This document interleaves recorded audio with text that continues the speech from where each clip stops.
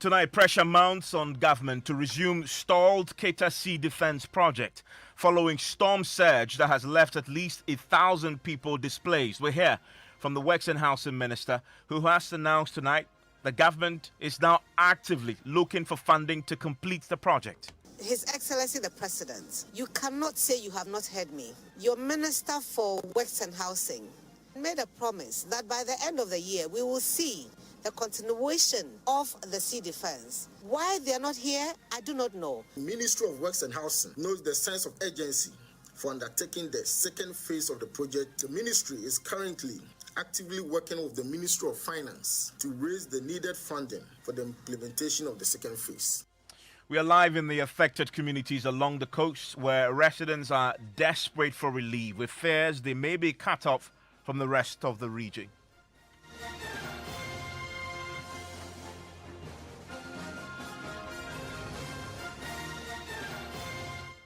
This is Top Story with Evans Mensah.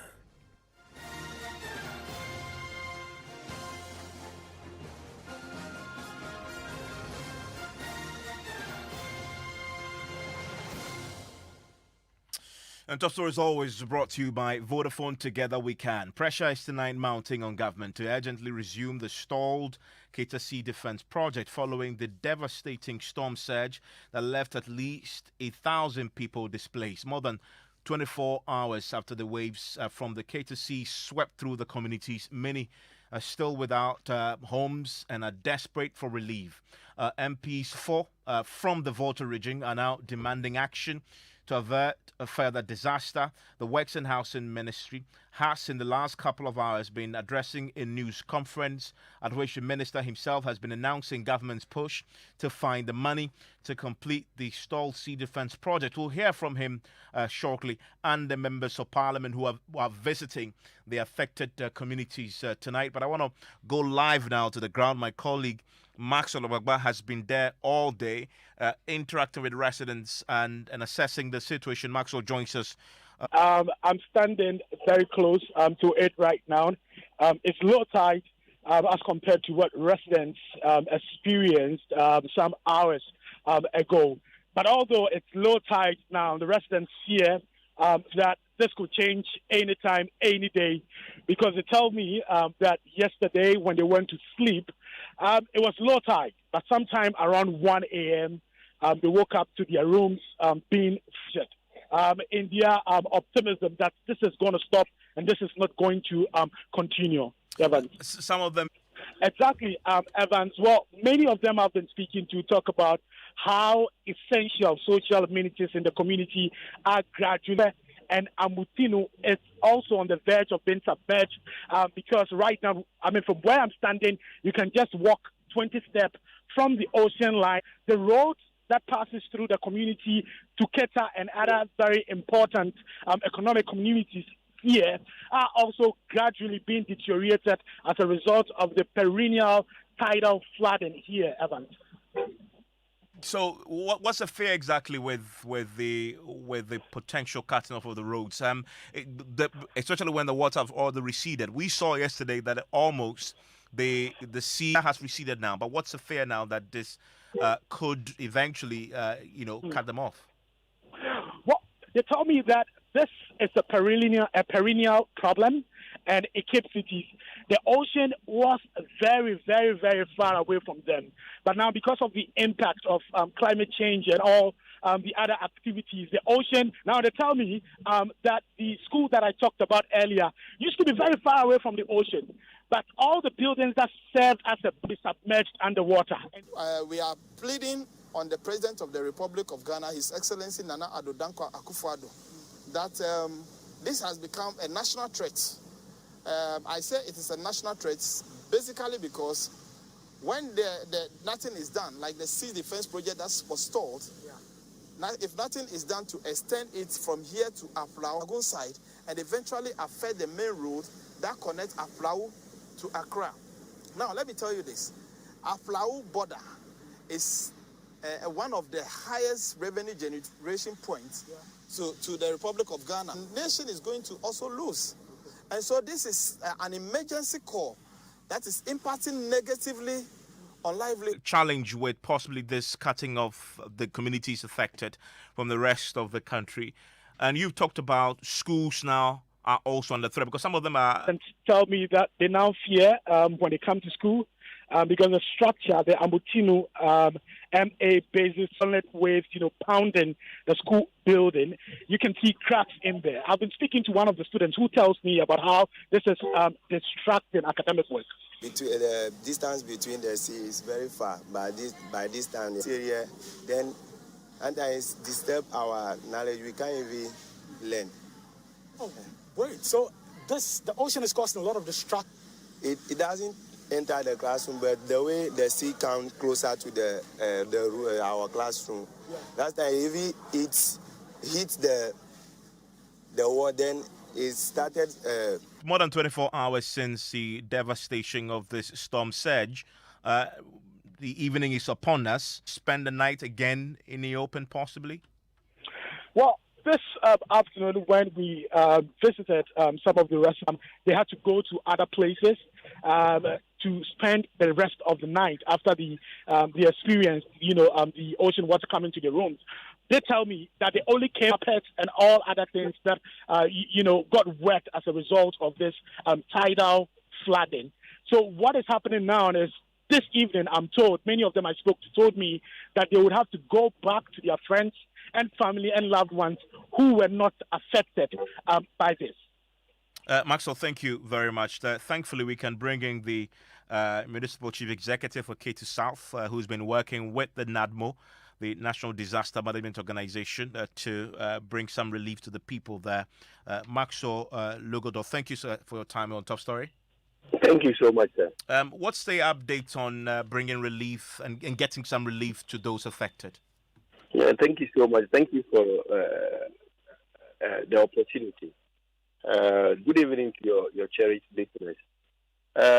We just closed from emergency research meeting. The NADMO officers, the regional officer too was there. Most of them are sleeping at their friends and the church rooms that we have gotten for them. So for tonight, you're saying that as for tonight, they'll still have to take care of themselves? Yes, but because where we are getting, we have to meet them for them to agree to stay there. Because we don't want to get a place that people say, I don't like this place and all this. We have to agree with them.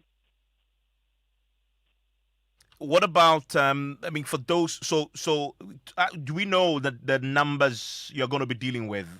What has the assessment told you in terms of numbers of those affected so far? We according to my record, there are 1,027 individuals. Okay. Do you know how many homes were affected? Yes. I don't have the record right with me here, but I have about 100 and something homes. No, more than 500 homes. I have it in mind. Would you have enough space for the numbers you have tomorrow?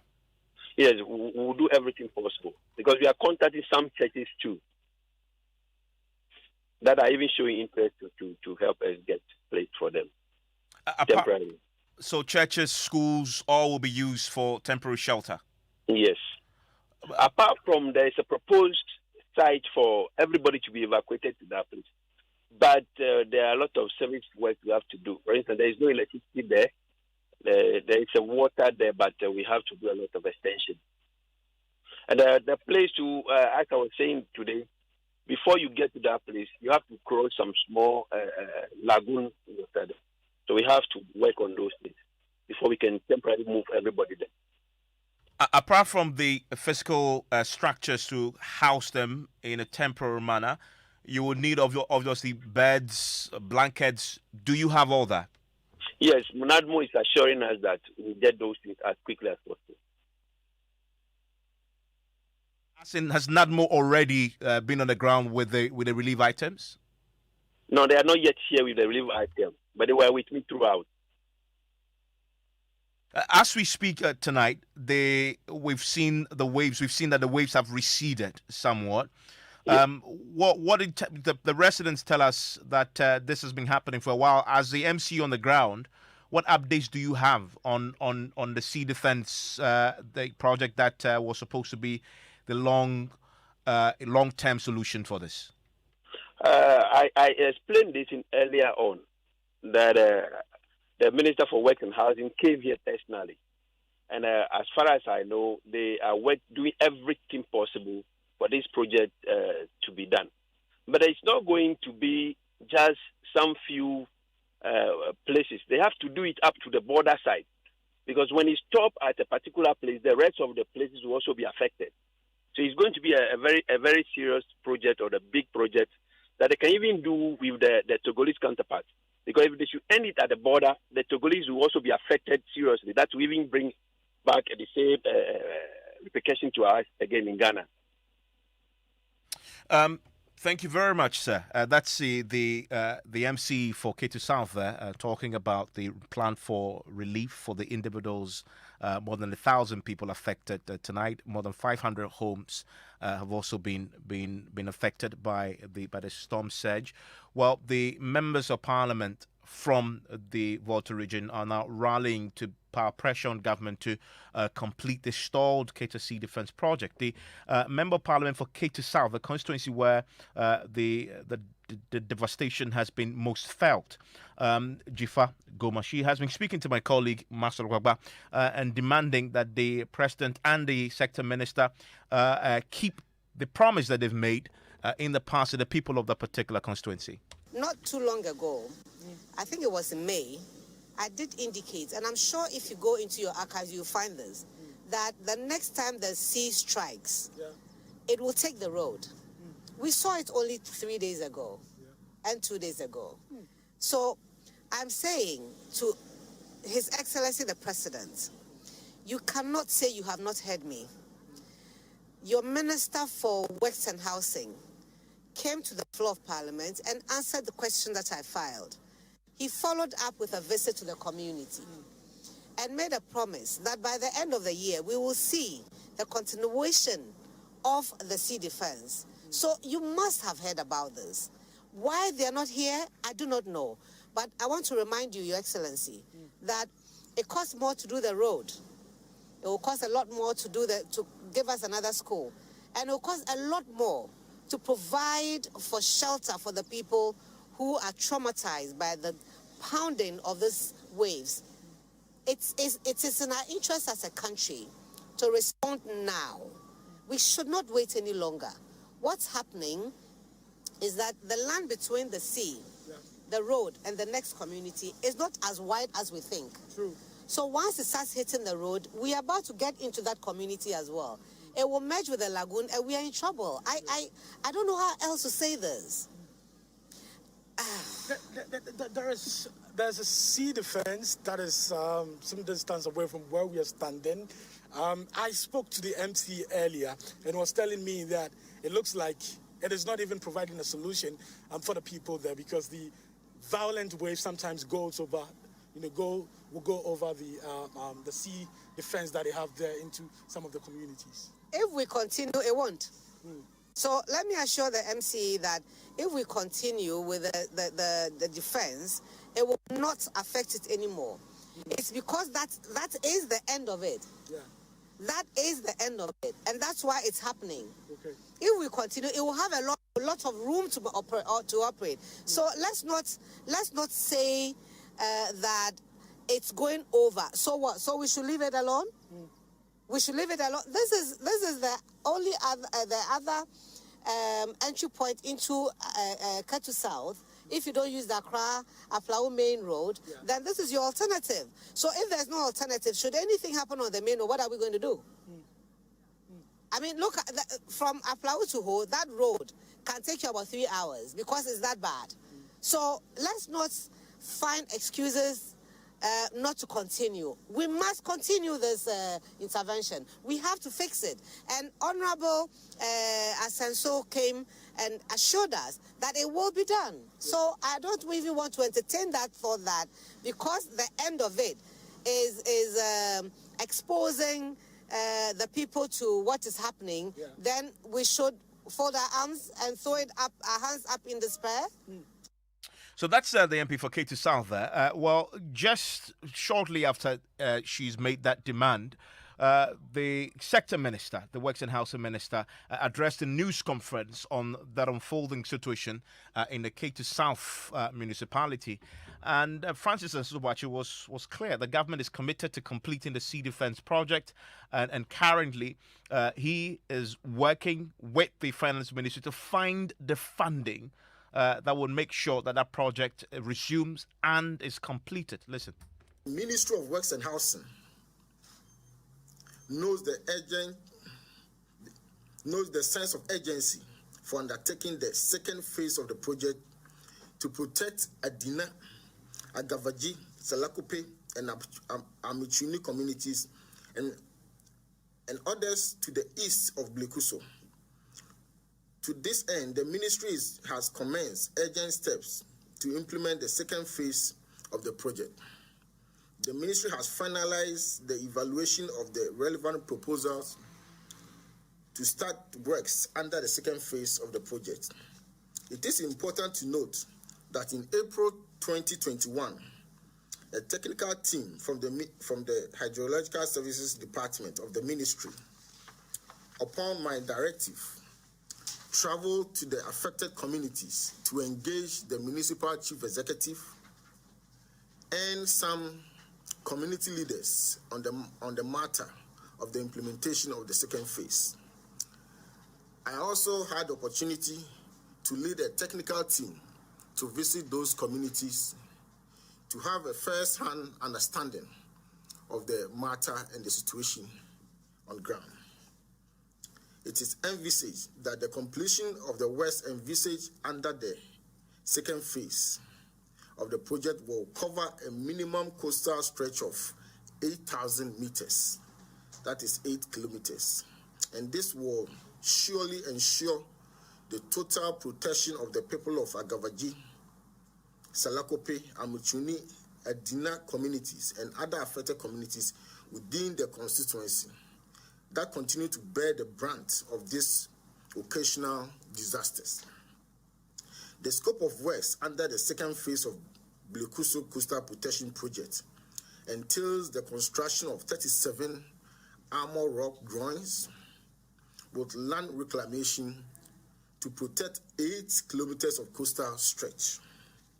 The ministry is currently actively working with the Ministry of Finance to raise the needed funding for the implementation of the second phase. And Francis Nsubuachi is the Minister for Works and Housing.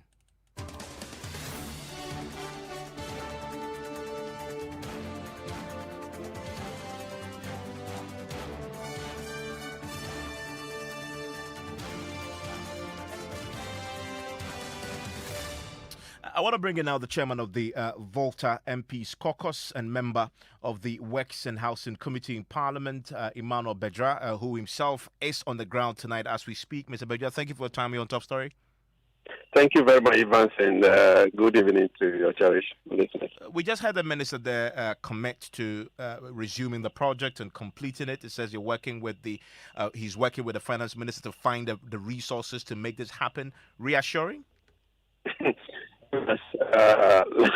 No reassuring at all. In fact, I've never been devastated in my life, my political life, like today. When I saw my colleague, Honorable MP for Ketu South, weeping. Why was she weeping? She just mentioned that in June, she was there with Honorable Asensu Ochri, the Minister for Western Housing. The very house that they sat and discussed with the community, the sea has eroded, has taken away that house. Now, it's almost close to the main road. That after the main road, it enters into the lagoon. So it means very soon that Muchinu Township will not be there. I mean, the whole community has been almost washed away. Houses that we saw when we went recently with the former president to present food items and relief items to the community, most of the houses have been washed away. Even it was so devastating. I mean, when she was weeping, I just felt this is it. I mean, since June, you are looking for funding to continue the project that was completed in 2019. And today, I was expecting him, the Minister for Works and Housing, to move to the ground and sympathize with the people. You are in a statement working with the Minister of Finance, to continue with the project. If you should bow his head in shame. If I go to the president, he'll be the first person I'll sack. But to be fair to him, when I listened to Jifa Gumashi says a promise was to resume this by the end of the year. We are in November. But now we should have been seeing something on the ground. You don't expect people's lives to be lost. You don't expect people to die. You don't expect people's livelihood to be washed away before you do anything. In any case, the people are now, I'm just from down, even in the vicinity, people are lying on the street. They don't even have a place to sleep. What are they doing? What is the Ministry of Interior doing? Can they provide shelter? Can they provide tarpaulin? Can they provide clothes? Can they provide something for these people? Food to eat. I mean, I don't know how to express myself, Evans. It's so devastating. It's not about press conference. It's about taking action. Just before you came on, I spoke to the MC for Cater South, and he says, as for tonight, the people will have to take care of themselves. They are now making arrangements to find accommodation for them tomorrow. Can you imagine, Evans? People should take care of themselves. When an old man said he went to the sea, by the time he got back from the sea around 2 a.m., everything was gone. And you expect him to take care of himself. Oh, my God. There's something wrong with us. He says that they'll get relief and shelter tomorrow. They're making arrangements with churches and evacuations will be done. Hello, Mr. Bedra. Hello, Mr. Bedra. I seem to have lost him there on the telephone line there. But this is an issue that we'll keep a close eye on because obviously we'll be touching base again with our reporter there, especially now that, nightfall is here. 24 hours on, we'll be telling you about the plight of those left at the mercy of the weather. We'll be talking about what has this got to do with climate change, if at all. Stay with us. More on this on Newsnight.